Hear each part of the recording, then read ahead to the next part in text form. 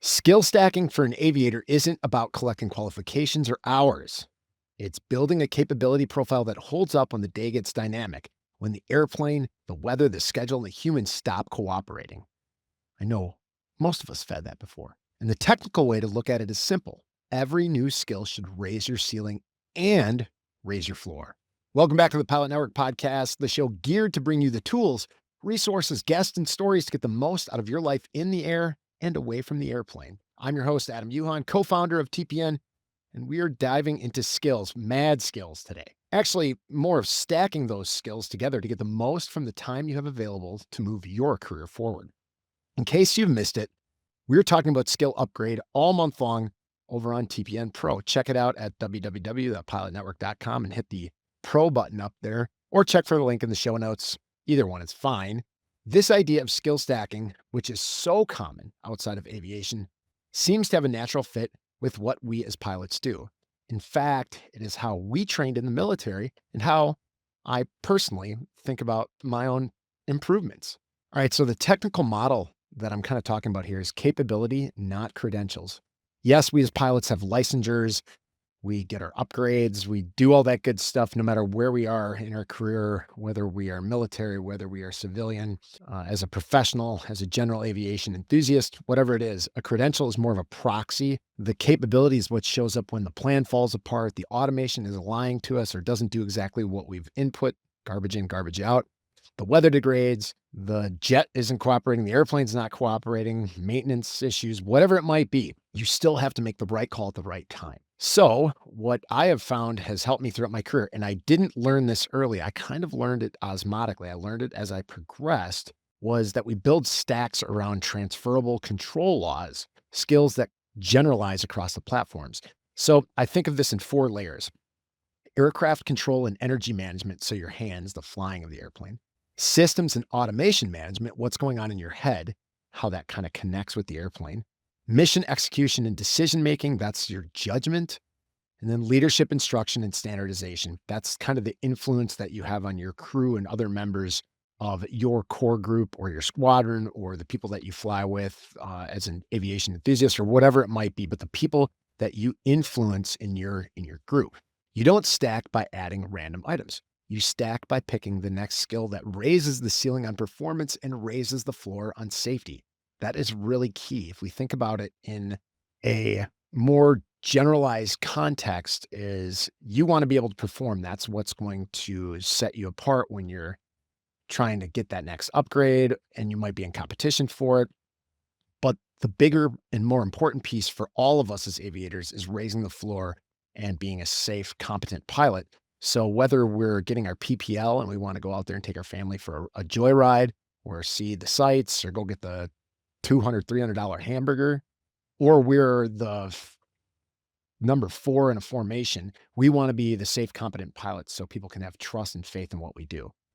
All right, so layer 1, let's kind of get into this. Control and energy is the base that never really goes out of style. So this is what I would call the kind of the test pilot durable stick and rudder skills. And as a side note, this was one thing that I was lucky enough that I kind of had in pilot training. I didn't have a lot of this going on up here. I was pretty gentle as far as the control surface interactions. I know that sounds weird, but I didn't death grip the stick. I knew how to, I kind of intrinsically just knew how to fly. And maybe it was from all those years of playing video games, flight simulators, and pretending I was a pilot and kind of listening to what people talked about. But that doesn't go very far.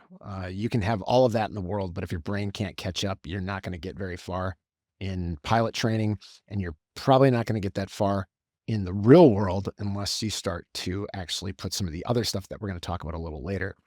So some of the sub skills that I would get into here is one is energy management across regimes. And this is your stuff like your slow flight, your high angle of attack, high speed stuff that you are going to practice as you go throughout your career, and understanding how they work and how sometimes there's an inverse correlation between how those items work.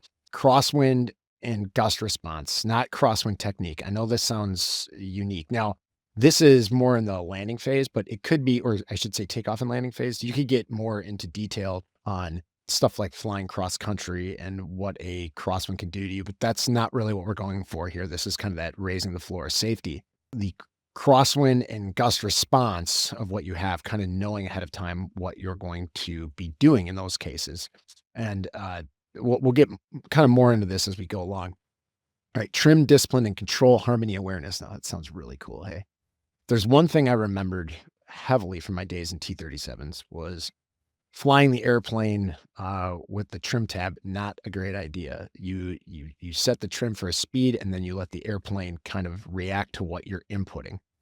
So that's one thing where once you get that figured out, and that does take just some feel and understanding. Yes, there's techniques, and for those of you who are going into military training, they're going to teach you some of that, a lot of that, early and often.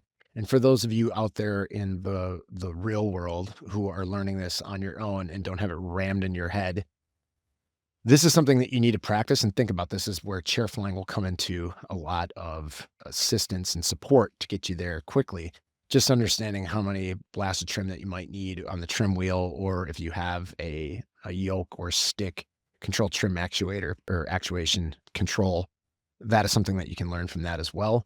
And then your ability to kind of going along that road a little bit, scan the stability under workload, keeping the picture that you have when tasks pile up. This is cross-check. So this is probably the thing I'm going to hit on most. It was one of the things I was weakest at when I first started flying airplanes. I didn't understand cross-check. And when I got taught the hub and spoke method of kind of looking at my control instruments, which in the case of the T-37 and across many times, they weren't necessarily located in the best spots, but knowing what my ADI was telling me and what my engine instruments were saying. So I would set those, and the rest would be kind of a performance indicator of what I had put into the controls of the aircraft. So how I did this through the control and performance concept was I looked at my control instruments, and then I would branch out and look at the rest of my stack of instruments to know what I was viewing, what information it was giving me. I was really slow at this. So slow that it would get me in trouble. So it would negate whatever good hands I had because my brain just wasn't fast enough to keep up. And I had this really great instructor. I won't say his last name, but his name was Dave, who I did refuel later on in my career over Iraq, which is really cool to be able to have that interaction. And he taught me while I was driving down the road was to look at my speedometer and then look out and check my RPM gauge, maybe look at the radio real quick and then look outside and kind of keep that tracking going on, just to kind of teach my mind that I could look back and forth at these things. It sounds so silly and easy now, but back then it was really, really helpful. The other thing that a lot of professional pilots have is we have a lot of information that's right sitting in front of us. So the cross check doesn't have to move outside of one display. Maybe we have two displays, but a lot of times auto throttles are doing a lot of the work for you. So you're really looking at one display. With that said, you still need to keep that cross check up, or at least I do. And I think it might be helpful to some people who are just starting out or who may be struggling with moving that next skill set forward, who are like, man, I just can't get this. I'm just not fast enough in recognizing issues.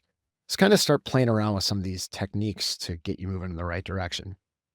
And then the last thing we'll talk about in this kind of understanding the control and energy management piece is just upset recognition. This is something that you will learn throughout your career and recovery early. In fact, one of the best things I've ever heard in my career was stall prevention or prevention of an upset is worth like 1 pound of prevention is worth 1,000 pounds of recovery.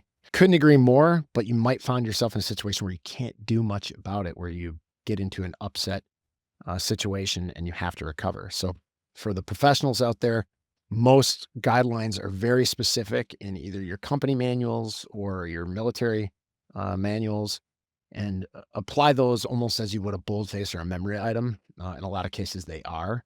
So you already know that, and it's something that you've worked on throughout your career. But just knowing that it's out there and that when you do change airframes, the general purpose doesn't change. The presentation might, and the words might change a little bit, but the idea is still roughly the same. For those of us who are starting out kind of newer in our career, this is something to understand early so you don't freak yourself out when you get into a situation like that. So the stacks here is what I would say, or the stack that moves that really matter. I should say the stack move that matters is you can do if you're in aerobatics and upset recovery and all that good stuff is done correctly. It's not just for cool points. It's to actually be a good steward of the aircraft and knowing that you have control at all times and that you know where you are relative in space. It's just one way of looking at it and using those things like aerobatic and upset recovery training to put your mind in a space where you are foreseeing events that can occur. Another thing, just kind of gaining more specific skill sets. So that's one kind of the aerobatics and upset recovery training. I know that that can be expensive for those of us who are not getting paid to do that, but it's something to pay attention to. I always thought aerobatics were just fun. I didn't realize what they were really teaching me was solid aircraft control until later on as I moved through it. I mean, yeah, they said it, but that kind of goes over your head. You're just like, oh, cool. I'm doing a Cuban 8 or I'm doing a Immelman or whatever the case is. Another thing, and I've never done this. I've flown in a tailwheel aircraft. I've never gotten certified in one or trained up in one even. Can be super useful. And this is just from what I've heard from others about energy management, alignment and anticipation, of knowing what's going to come next and just being a better overall pilot. It's something that I would like to do in the future. Not right now, but someday, especially if my kids want to get into aviation. I think that would be a really good lesson to teach them early on, more so than probably what I learned and how I would learn. I would probably change their learning syllabus so they can upgrade their safety skill set much faster than what I did. Mine was also forced into me by just going straight into Air Force pilot training. Also, here's one other thing, and this comes from a friend of mine, two friends actually, Joe and Bill. Gliders, super underrated. They really will punish sloppy energy management, and they really do reward excellent planning. Again, something I never got to do in my career. It's something I always wanted to do. Maybe someday I will. Anybody who's got a glider who wants to give me a ride, I'm totally up for it. The last piece of this is kind of getting into an instructor mindset. It's one thing that I didn't really do until I started training to before I went to instructor school was being able to explain why a correction works. I never really owned my own skill set. I was just repeating the pattern that was taught to me. When I started to delve a little deeper onto owning a specific skill set and understanding what the correction was and why we made the correction and apply it, I was able to teach it better. Another thing that I'll go one step further on here, another skill that you can add to your regime, especially for you instructors out there. This was taught to me by somebody who is far better at instructing than I ever will be, was that if you can't teach a lesson 5 separate ways, I've probably mentioned this podcast many times, but if you can't teach a lesson 5 separate ways, then you really don't have a mastery of the skill. The reason I say that is when I first became an instructor in the Air Force, I was really, really good at being the intimidating, yelling kind of instructor. That doesn't work for everybody. Later in my career, I realized that I had to change and adapt to what the student needed to learn. I was never a primary instructor. I always instructed after they came back from their major weapon system course in the KC-135. So they were already capable pilots. What I was teaching them was mission stuff and skills to maintain currency and proficiency and yada, yada, yada, all that good stuff. What I realized was they didn't need me to yell at them. They needed me to teach them in other ways. I did learn that skill set over time, and I thought I was actually pretty good at it by the end. Who knows? They could come back and say, you still had some work to do. And I try to do that now in everything that I do with teaching my kids stuff, teaching myself something. I'm like, okay, this isn't working. Try a different way. And it's proven very beneficial. So that's kind of a summation of that whole thing of understanding how control and energy management, not just aircraft energy management, but your own personal energy that you're going to put into these habit patterns that you're going to build for the future, and some of the sub skills and how we can stack those together to really see quick gains and move forward. Again, quick is so relative because you're not going to see anything overnight when you're doing this kind of stuff. It takes time, effort, and intentionality, which we've talked about on this podcast many, many times over. All right, layer two, systems and automation management is where careers and overall flying skills can be made or maybe even broken a little bit. So the modern operational world rewards pilots who can manage complexity without becoming passive. Love that line. And the reason I like that line so much is it's not just what the airplane is doing, it's also what you're doing. It's also the mindset that you bring. So let's talk about the actual sub skills of automation management inside the aircraft. So the automation mode awareness, that's the whole, what is it doing now? Or what will the airplane do next? Knowing those things cold is critical. It's not necessarily imperative when you're flying a Cessna 152, but it definitely is imperative when you're flying a Boeing 747 or an Airbus 330 or any of the modern aircraft that are out there. I've never flown like a Gulfstream 6 or any of the really whiz-bangy stuff with some of the cool ProLine and all the other neat automation tools that are out there. But just seeing what I've seen is knowing what the airplane is doing and what it's going to do next is critical because you can be far ahead of the aircraft at any time. Another thing that goes hand in glove with this is FMS discipline, kind of building, verifying, and auditing your plan, and also knowing all the features that you have available to you in your FMS and your box. Super helpful. Sometimes in the KC-135, we had some features that weren't really very usable, but when they were helpful, they were exponentially helpful. Like they would help us gain so much situational awareness of the airspace we were flying in or what we could actually do in the aircraft.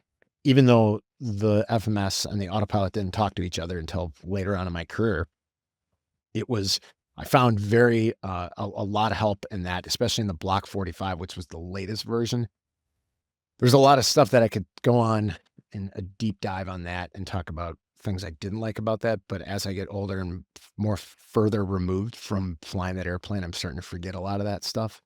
Oh, well, that's okay. I've got other fish to fry now anyways. Um, then there's what I would call abnormal management. This is kind of the isolating and confirming and executing without chasing symptoms. So this is kind of an odd way to discuss this, but when the automation isn't doing what we're doing is isolating it and confirming what the problem is and fixing it rapidly without chasing some sort of symptom of it and thinking that that is causing what we're having a problem with at the time. Now, when you break it down into a simple aircraft like a Cessna 152, for instance, what I learned my basic flight skills on before I went to pilot training. Again, didn't have many hours, but I did get a little bit before I went. One of the things that you can do is let's just take a VOR, for instance. If you don't tune, identify, and monitor a technique that is critical and you are tuned into the wrong VOR and you're tracking that VOR inbound incorrectly, you may go, why am I going this direction? Why is it doing this? It's going back to that fundamental basic of, okay, I'm chasing a symptom. I might go, okay, well, what if I turn the course arrow or whatever I might want to do to fix the problem? Going back to that original fundamental of just tune, identify, and monitor my nav aid so I can understand that if I do this, I'm doing the right thing. I'm moving in the right direction. And I can then kind of offload that piece of information so my brain doesn't have to work as hard. So I'm managing that brain system that I've got going on there. And then the next piece of this is performance thinking. So this is kind of your takeoff and landing data, your climb capabilities. If you're in a high performance aircraft where you drift down in case you have some sort of engine failure or problem. And then getting into all sorts of stuff, especially this time of year in the winter months, contaminated runway and the considerations you have to have for all that kind of stuff. This is getting into that systems management of your own brain power, because that is a lot of information that you need to keep in mind. The way I look at it is, yeah, you can do all the pre-flight planning in the world, but sometimes it just doesn't equate to what's going to happen when you show up. Most times it does, but sometimes it just doesn't work. I've got a host of stories where this has happened throughout my career. Great pre-flight plan, and when we showed back up at the airport or wherever we were going, the weather, the situation wasn't what we expected. We had to shift on the fly. When you do all that work, it allows your brain to operate, in my opinion, in a much more dynamic role, and you can easily shift gears because you already had a basic plan. It's so much easier to shift from a plan than it is to create a new one on the spot.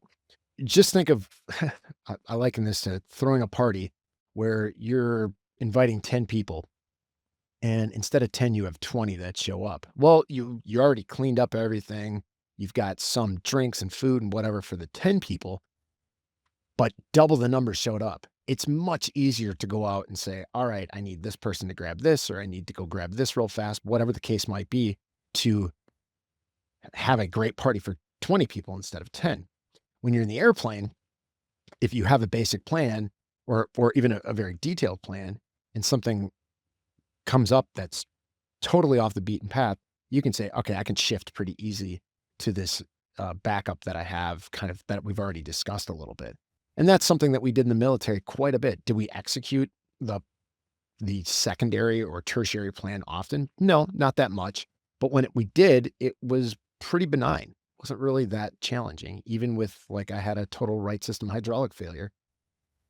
After a few minutes of kind of digesting what was going on, analyzing the situation, we were able to make a pretty good plan based on stuff that we had talked about beforehand and just shifting a few minor things around and diverting and having no real issues. So that's kind of that using the mental piece.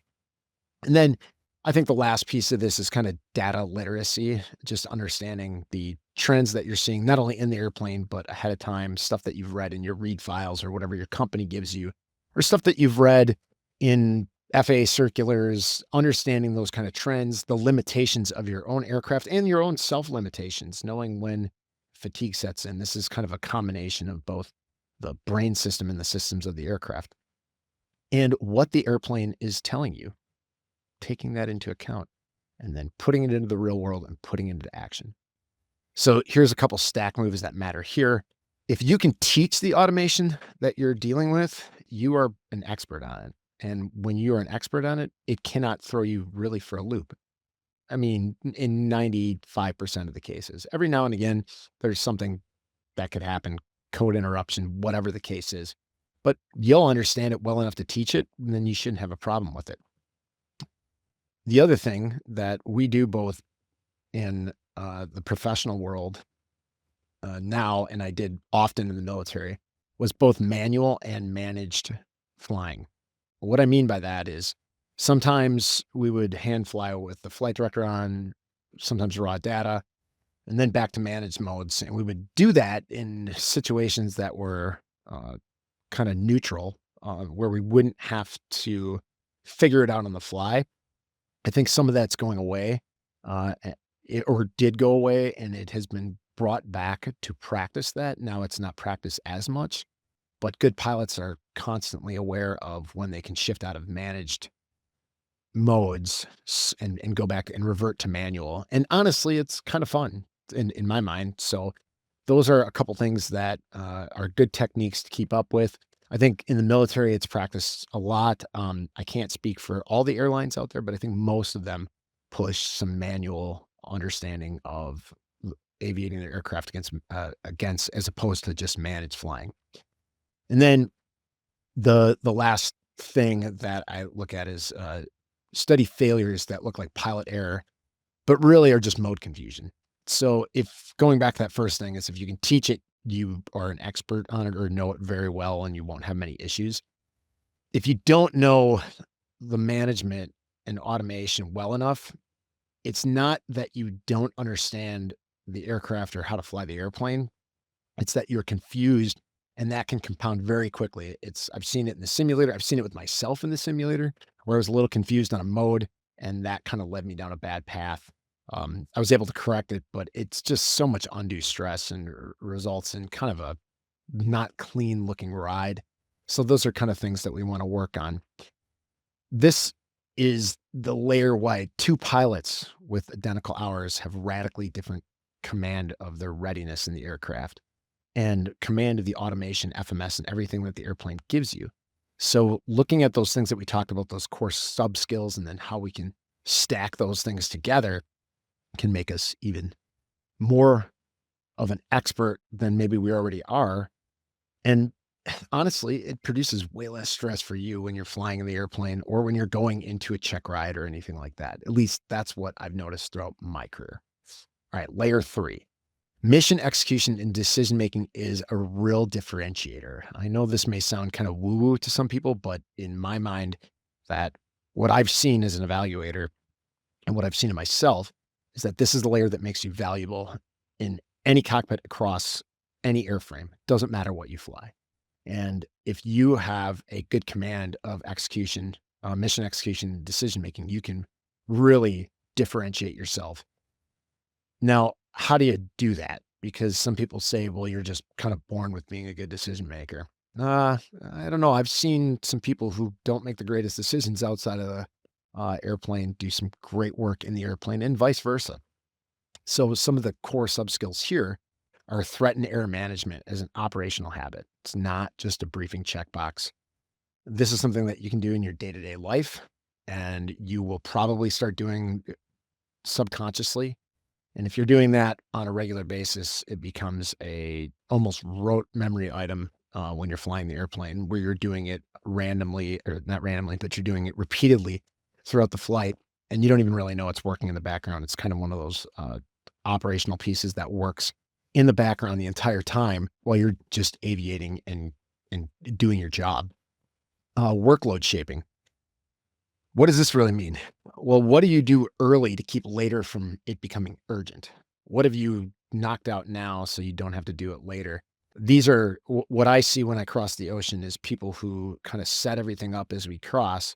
It allows for a lot less urgency when you get a cell call, you're crossing 30 west, you're switching frequencies. It doesn't sound like a lot, but it can be when you're fatigued or tired or whatever the case is, and you have all these things happen at once and you got to kind of catch up with the airplane. This is a way where if you set yourself up early enough, and I think this goes for life too, right? Like where you set yourself up early enough, it's really easy to capture these problems and these weak links in the chain later on and kind of not let that Swiss cheese model line up for the error chain to break you and the crew down at some point. Some other of these sub skills that I think about regularly is time critical prioritization. Now, this, I mean, you guys, anybody who's flown for any period of time has heard this: aviate, navigate, communicate. There's nuance to this. It's not as straightforward as one would have you seem. It is when you're young, but as you get older, you can aviate, navigate, communicate kind of in a multimodal way where you're flying the airplane and you're able to navigate and communicate all at the same time. Now, that doesn't always happen. And I've been on board flights where you have a division of duties because there's some other external stimuli that's causing a major distraction, such as I've had an emergency where I had to shift the pilot flying role to the pilot monitoring while I handled a bunch of other stuff. And the pilot monitoring, who is more capable of a pilot than I was task saturated just with the operation of the airplane and keeping it pointed in the right direction. He did a great job. Way to go, Nate. Uh, the another thing that we can talk about here is risk decisions with incomplete information. This will happen throughout your career. It never ends. At weather maintenance, human factors, the list goes on and on here. Sometimes you're not going to have the 100% full data set to make a decision. And you have to go based off of what you know and experience to make a decision based on your operational risk management that happens at real time. This is something that will never stop. So just keep that in mind and keep working through that. And the way you can do this is just keep getting experience. Think about those weird one-off situations. Come up with a list of a couple things and go, what would I do here? What would I do there? Especially when you're younger. This is a great way to gain a level of experience without actually doing it and just put yourself in that decision. You'll be surprised at how much training yourself will actually come back to help you in the future events. And then always, like we kind of discussed in the last layer there, was plan B discipline, having a secondary, tertiary plan, and having a way to kind of stumble out on a clean limb and get out there and be able to kind of look at the problem from outside eyes. Easiest technique I've ever seen for this, and what I still apply today, and so many aviators did it before me, and man, it is something I trust and believe in. It's just hack a clock. Just when you have an emergency, you got a situation that's causing you undue stress, hack the clock. You'll be surprised at how much more time you have to make a decision than you think you do. In most cases, nothing needs to be done immediately. Yes, there's cases where there needs to be an immediate action item that you have to take. But the reality is if you hack the clock, it will slow you down. You'll have a better decision process than if you just kind of go at it full bore without thinking and setting yourself up for success. So, how would this frame in, I guess, and I never was a test pilot, but just knowing some of my test pilot friends, how would this frame out as a test flight? So maybe we can look at it as like a test card. And when I used to do the refueling out at Edwards, often you would hear these test pilots who are running both their test program, the ground control stuff, uh, the tanker, and all the other inputs coming in, and they had their little test card. The way I look at it is pretty simple. So you have your objective, your setup, your gates, and your abort criteria. This isn't aborting on the runway. This is at any time what the mission would say, you know what, we're done. We're knocking it off. We're out of here. And this can go from anybody from a young pilot who's going up and they're trying to get to solo all the way to somebody who's far more experienced and better than I am at flying airplanes, which there are plenty out there.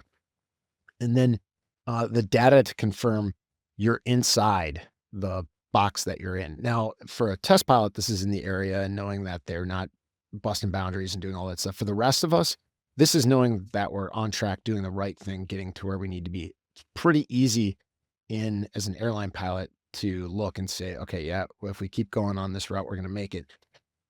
But the reality is the one-off events might occur. You might have some navigational error issues. You may have system issues that cause these problems. So just knowing that the data is confirmed to make sure that you're doing what you're supposed to be doing and going where you need to be going. And getting back to that, a deliberate knock it off point where, okay, think about it ahead of time. At some point, if this gets too out of whack or things are not happening the way you want it to, for whatever the reason is, external or internal stimuli wise, just having a knock it off point and saying, that's it, we're done. We can go do this another day. And in almost all cases in aviation, that is truly the case. You can do it another day. Just to reiterate though, Part 121 and many other types of flying that we do is not test flying. So this is not how we necessarily operate, but the mindset is what's really important. Kind of prevents that slow drift, that insidious path that we follow into a situation that we can get ourselves out of, but it's going to take a lot of work. We don't necessarily want to be in that situation. At least I don't. All right, layer 4. Another, what people would say is not as critical in your younger portion of your career, but I disagree, is leadership and standardization. And this is how you're going to scale your value up. This is how you're really going to take on the roles that you want to take on, whether that just means getting more hours at the company you work for, or it means that you are taking and you're getting an edge on your resume or application to a legacy carrier dream job. These are the points that can really set you apart. And at a certain point, the stack shifts from what you can do to what can you produce for others and in others too. This is where you're going to really truly set yourself apart. So kind of getting into that a little bit, there's some core sub skills here too. And I always liked, and everything that I've ever seen and did was a quality briefing really sets the tone. Concise, threat focused, decision points called out, all those things are really important. Being approachable and answering any questions that other crew members or people may have that you're flying with. And even if you're flying alone, having a good self brief so you can go out there and go, okay, if these are the areas that I need to focus on, and being able to move off the plan when you need to. Debrief quality. This is kind of jumping ahead, but it kind of goes line in line with or hand in hand with briefing quality. Is when you are debriefing, debrief yourself too. What are the behaviors, the standards, and the evidence from the flight? Not just how it felt. I think as we get older and we become more experienced, this is obvious and we understand this. When we're new, it was like, oh, that felt like a good flight. Well, actually look back. And if you can, take a note or two on something that you did so you can look back on that and be like, oh, you know what? I didn't do that as well as I wanted to. I didn't execute the thing that I wanted to. It was something that I wish I would have started doing a lot earlier in my career. Once I became an instructor, I got pretty good at note taking. I wish I would have done that earlier on myself. I think I would have had less stress induced issues while I was learning to become an instructor and becoming an aircraft commander if I would have just had a little bit better notes on myself and the way I operated.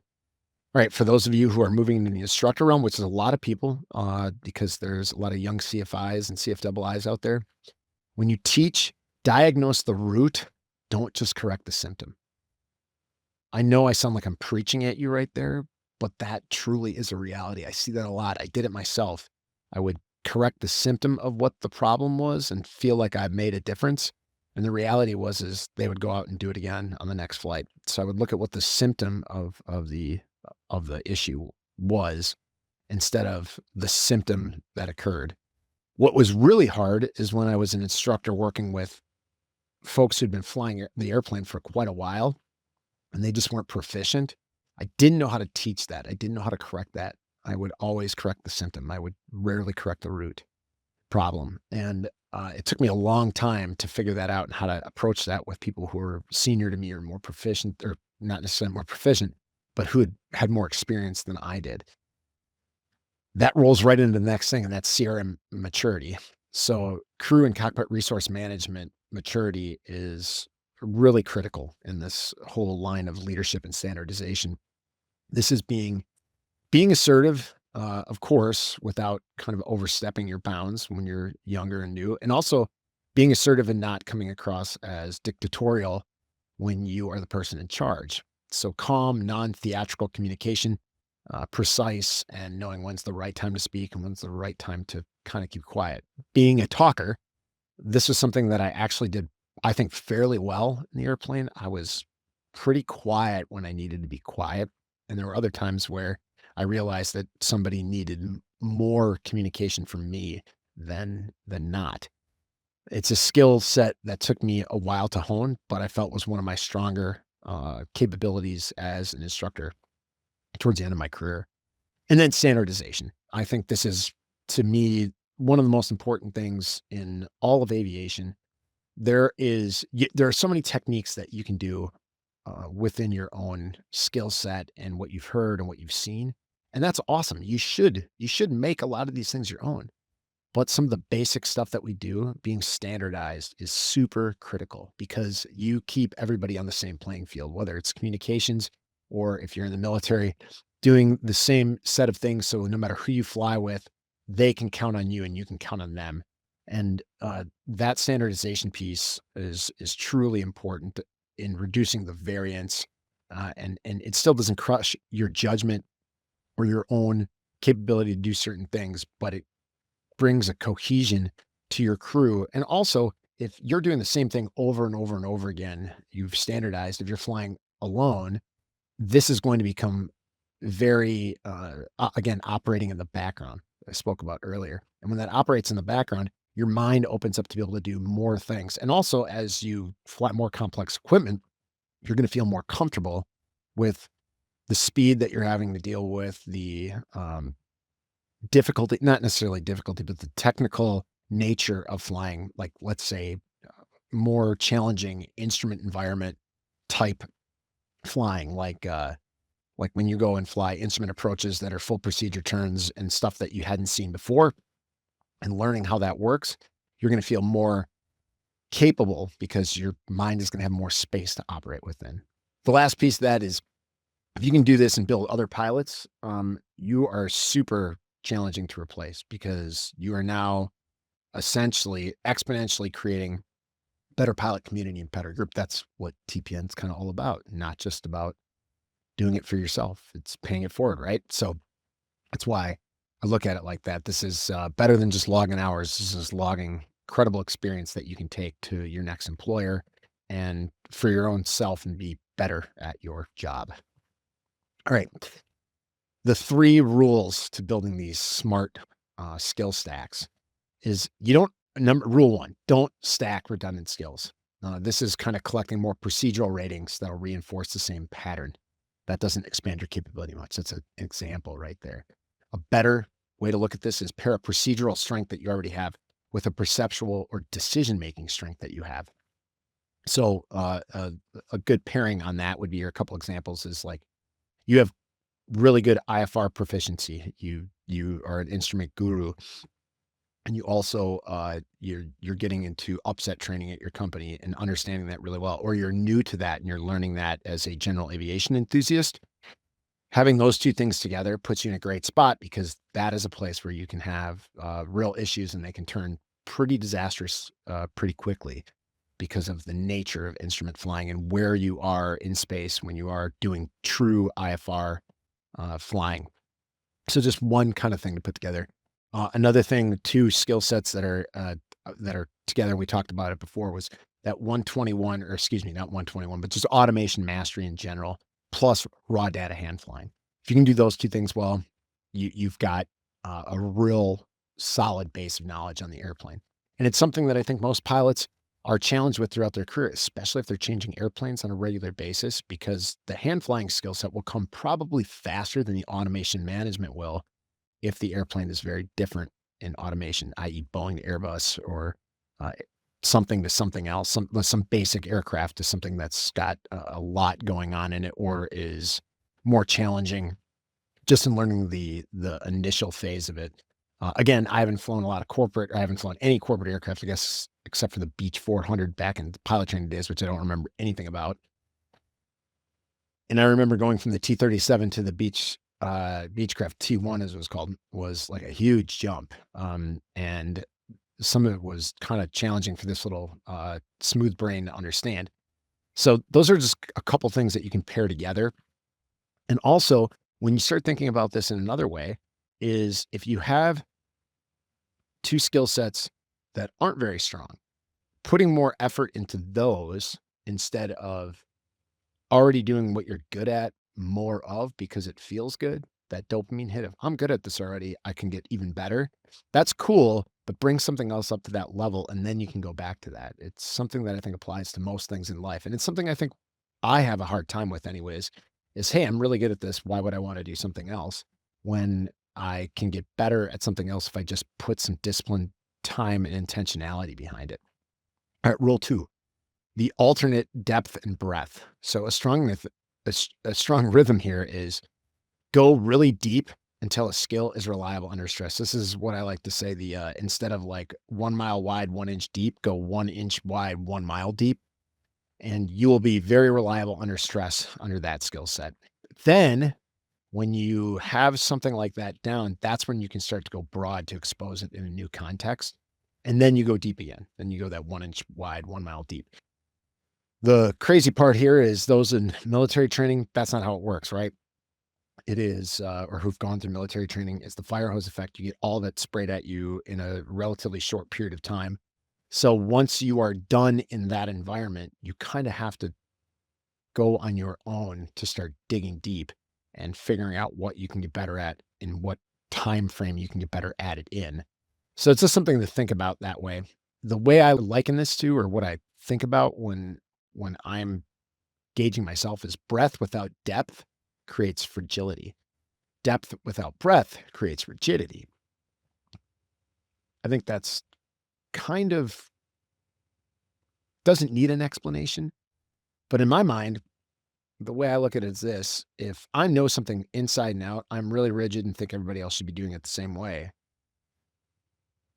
And I might be right, it might be a standardized process, but it might just be a technique that I know that it really works for me. It might not work for somebody else.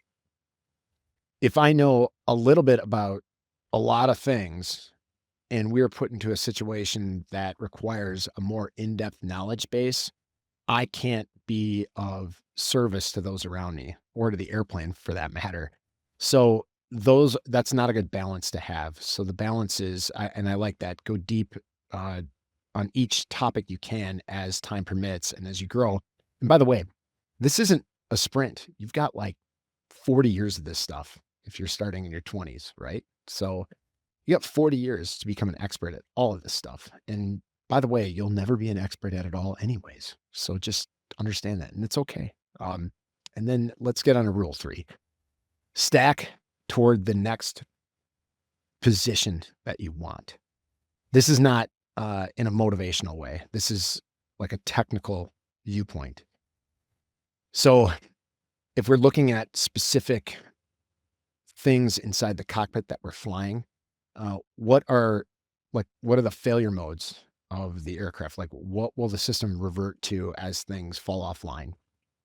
And what skills may prevent those failures? Now, this sounds kind of like almost counterintuitive in a way, but let's look at it a different way.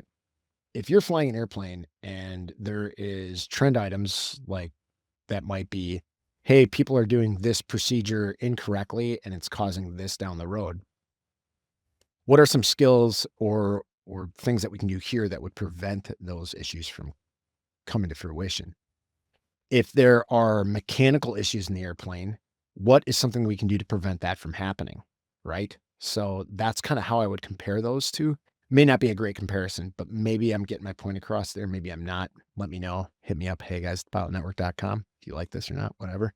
And then what skills that you are going to undertake that will make your upgrading easier. And that's not just upgrading seats, that's upgrading everything in life. Don't chase the thing that maybe looks cool or is fun or whatever, but doesn't really have any bearing on what you can do in the future. Aerobatics, super fun and can give you great aircraft control as you progress throughout your career. But if you're already somewhere in your career where you have great aircraft control and you understand a lot of the basic core sub skills that we talked about, going back and spending a bunch of money or time on flying aerobatics, probably not going to be the best use of your time, money, and effort to improve your skill set to get where you want to be. It is fun though. I mean, I miss it. I want to go fly an L-39, and why? It would definitely make me a better pilot. But I also think it would be just a blast to get up and go upside down and do all that stuff again. So when we look at what a lot of people here are concerned about is in the 121 world is what are the next demands that you might see? And mind you, yes, I know we're more worried about interview prep and getting our applications done and all that kind of stuff too, but we also need to understand some of this stuff as we move into the training world, which by the way, 121 training is great. And it's not what I would call like Air Force or Navy or any of the pilot trainings that are out there. It has its own set of unique circumstances, but they're going to demand things like automation, literacy, understanding, SOP for the company or standard operating procedure and the execution of that. And then kind of being calm under that pressure that you're going to feel in the simulator, just getting those things done and moving and being a good steward and ambassador for the company that you fly for. So when I say that, it's not something that you need to necessarily focus on now, but it's something that you may want to think about when you get to your training environment. And then as you move forward, and you can talk to any 121 pilot about this, moving from airplane to airplane is continually look at that next either upgrade or the next position or next airplane you're going to fly. It was something that I did throughout my military career. Whenever I was in one seat, I was acting and training like I was moving to the next seat. And it made me a lot more confident and stronger as a pilot. At least I think, and that's what I was told. And if you look at some of my training reports and check rides and stuff like that, it's something that I did excel at. But it took me a while to get there. I didn't look at that right away. And until I was kind of mentored into that, I was never thinking about the next crew position that I was taking. And that crew position can mean kind of anything you really want it to mean. So some of the constant traps that I may see in stacking habits together is, and we talked a little bit about this in the beginning, is hours are not a substitute for capability. Automation dependency kind of can hide manual skill decay. Training for check rides instead of training for reality. That's one I think a lot of us do is we set ourselves up to do well in the check ride, but when we're out in the real world, sometimes and by the way, a lot of this is just stress management for yourself. Um, this one is it will apply at different points in your career. Chasing the cool experiences that don't necessarily transfer. That's I've seen this with a lot of people in the military who chase a cool experience and they give up either maybe not flying as much and it erodes a little bit of a skill set and then they have to catch back up. Or they're not in we talked about the hour compilation. It won't put you in a position to get you where you want to go later. So remember, just because I said we don't want to build hours just to build hours, we still need to do that if we're going to move forward. It's kind of like for you runners out there, the idea of garbage miles. We don't want sometimes garbage miles are okay. Sometimes you need that. But the reality is most times you want to be doing something with intentionality so you can keep moving in the direction that you want to move to put your career in the right position at all times, just like you're doing in the airplane. You want to be knowledgeable of your position and being able to put yourself in a better position everywhere or every step of the line that you go on. Okay, a couple other things. Over specializing early and losing adaptability. This one is not necessarily applicable to a lot of people here because the military is going to specialize you in some cases. And that's your job. So that's okay. You'll be able to get out of that later because of the fundamentals that you've learned. For some of the civilian counterparts, if you're specialized in, let's say you go and you fly for the regionals really soon after you start flying, and then you go to your Part 121 Forever carrier. That's awesome. You're going to be a great 121 pilot. You know how to do everything that the airline wants you to do. But if you want to go fly for fun or you want to go do some other stuff in aviation, just be aware of that trap that you're probably going to have to learn a new skill set and the old dog new tricks thing can come into play much later in your career. So just a trap that could come up. Just be careful of. This one is near and dear to my heart is avoiding instruction because it's uncomfortable. This doesn't mean to overstep your bounds, but it's okay to show something that somebody else doesn't know. I had this happen to me at my airline with a line check airman. I taught him something he didn't know, and I was on OE. He didn't like it, and then he realized I was right, and he thanked me for it. So it does happen. Just you have to have the right technique about talking about it, which I think I just accidentally stumbled on upon the time. And it was just being, respectful, calm, and saying, "Hey, I'm not sure if you've seen this. You probably missed it. You're a busy guy, blah, blah, blah," that kind of stuff. Then the last one is not building a decision framework. So every single hard call you ever have, it feels kind of brand new. This will come with time, but if you start thinking about it with a true intentional way of approaching it, you may experience this a little bit sooner than some of us older guys have. And you'll be able to make those tough decisions with a little bit less stress and mental fatigue than if you had just kind of avoided that. So building that decision framework. There is so much more we could go in here about stacking and putting stuff together. But the real piece here is if you think about moving yourself forward with intentionality and looking at the skills that you already have and stacking them together with other skills that you're competent at, that's great. And then you combine those with your off flight deck capabilities and you put that all into your application and your resume. That's fantastic. But if you're just out there just building hours thinking that's going to be the magic cure all, I can tell you as a former interview consultant, somebody who talks to a lot of different pilots, some guys just never get the call because they didn't put the pieces together. It's a puzzle and you have to make the whole puzzle fit together and make a nice, pretty picture. And when you do, that's when all the magic starts to really happen. Anyways, there's a lot in this podcast. I probably covered at the 75,000 foot view, and some of what I said you may not agree with. And that's awesome. let me know at heyguys@thepilotnetwork.com. If you have a story that you want to share, or you have a better technique or something that you do, let us know. Come over to TPN Pro, engage, be part of the community and make it better. Pay it forward for the next person and help yourself in the meantime. Do some of that instructing we talked about.